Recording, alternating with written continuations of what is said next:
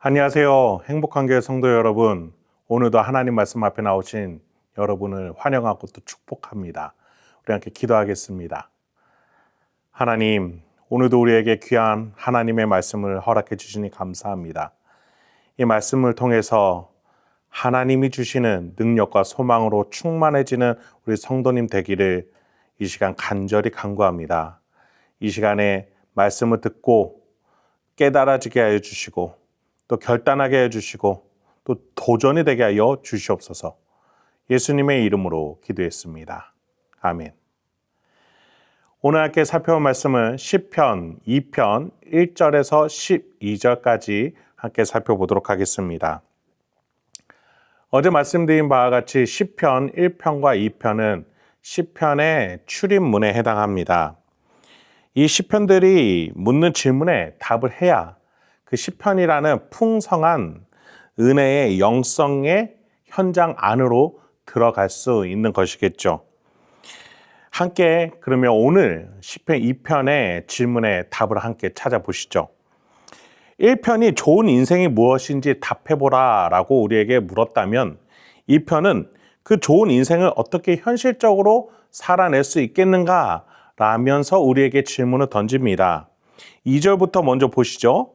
세상의 군왕들아 나서며 관원들이 서로 꾀하여 여호와와 그의 기름 부음 받은 자를 대적하며 1편에서 악인들은 하나님의 뜻에 관심이 없고 자신의 꾀로만 살아가는 자다라는 결론을 우리에게 말해줬던 것을 기억합니다. 2편에서도 동일한 결론이 등장합니다. 서로 꾀하여. 자, 여기에서 이들이 꾀하는 주제는 무엇입니까? 누군가를 대적하는 것이었는데 그 대상은 여호와라는 신과 그 신이 세운 질서와 기준을 뜻하는 기름 부음 받은 자, 기름 부음을 받은 자는 곧 왕을 말합니다. 하나님과 하나님이 세운 왕이라는 질서에 대해서 대적하기 위한 꾀를 내는 자. 즉 하나님의 뜻에는 관심이 없고 하나님의 왕이 맨 것과 결박들을 스스로 벗어버리고 자유하고자 합니다. 기준과 질서를 무너뜨리고자 하는 것이죠. 이에 대한 하나님의 반응은 무엇입니까? 4절입니다. 하늘에 계신 이가 웃으시며 주께서 그들을 비웃으시리로다. 하나님께서는 그들의 반역 따위에 흔들리지 않으십니다. 하늘에 계신 하나님이시기 때문이죠. 그리고 오히려 하나님이 세운 기준을 더 명확하게 세우겠다라고 하십니다. 6절입니다. 내가 나의 왕을 내 거룩한 산 시온에 세웠다. 하나님이 하나님의 기준을 어디에 두었고 그 기준에 따라서 너희가 어떻게 해야 되는지 명확하게 말씀을 다시 한번 선언하시는 겁니다. 명령입니다. 하나님이 세운 왕의 다스림, 그 질서 안에서 믿고 이 안에서 살라라는 명령인 것이죠. 여러분, 하나님이 기뻐하는 삶은 무엇입니까? 하나님의 말씀, 여호와의 율법을 즐거이 묵상하는 것이죠. 그런데 오늘 이 편에서는 그 여호와의 율법이 실체화됐습니다. 하나님이 세운 왕이다라는 것이에요. 이 왕을 보고 왕을 따라 왕 안에서 있어야 한다라고 명확하게 얘기하십니다. 5절에 보면 그 반역자들이 놀랄 정도로 말씀하십니다. 굉장히 강한 어조로 말씀하신다라는 거예요. 이러한 반역을 가만히 두지 않으시고 하나님이 세운 질서를 명확하게 세우신다는 겁니다. 그런 점에서 하나님은 이 기름 부음 받은 왕을 통해서 할 일도 명확하게 얘기하세요. 7절입니다. 내가 여호와의 명령을 전하노라. 여호와께서 내게 이르시되 너는 내 아들이라. 오늘 내가 너를 낳았도다. 하나님이 세운 왕이 하나님이 하실 일에 대해서 전해주는 것입니다. 여기에서 아들이라는 표현이 굉장히 독특하죠. 신이 아들을 낳는다? 비유인 것입니다.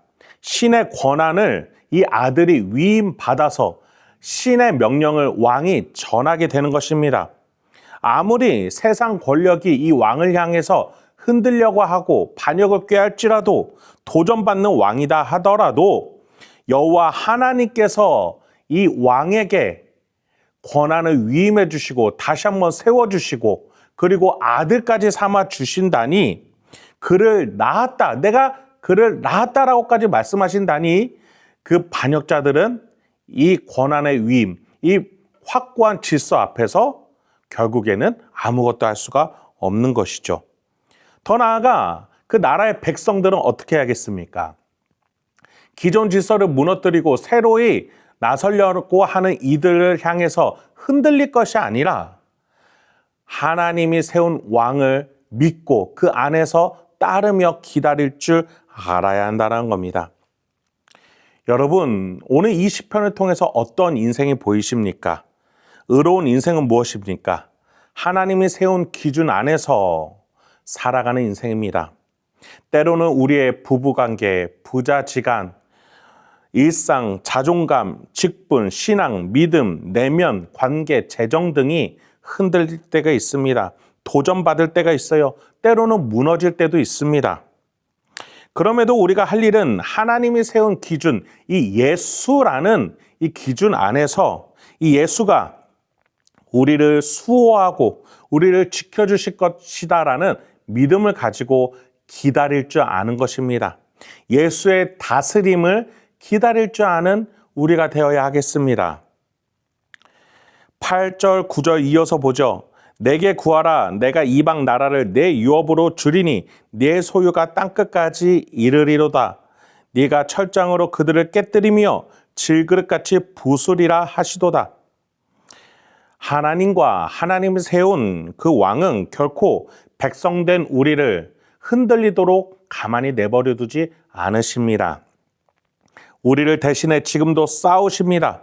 우리가 시냇가에 심은 나무처럼 철을 따라 열매를 맺게끔 바람에 나는 겨처럼 흩날리지 않도록 우리를 붙드시고 우리의 열매를 위해서 일하고 계시는 하나님과 하나님이 세운 왕, 아들 삼은 그 예수가 지금도 우리를 위해서 일하고 계신다는 것이죠.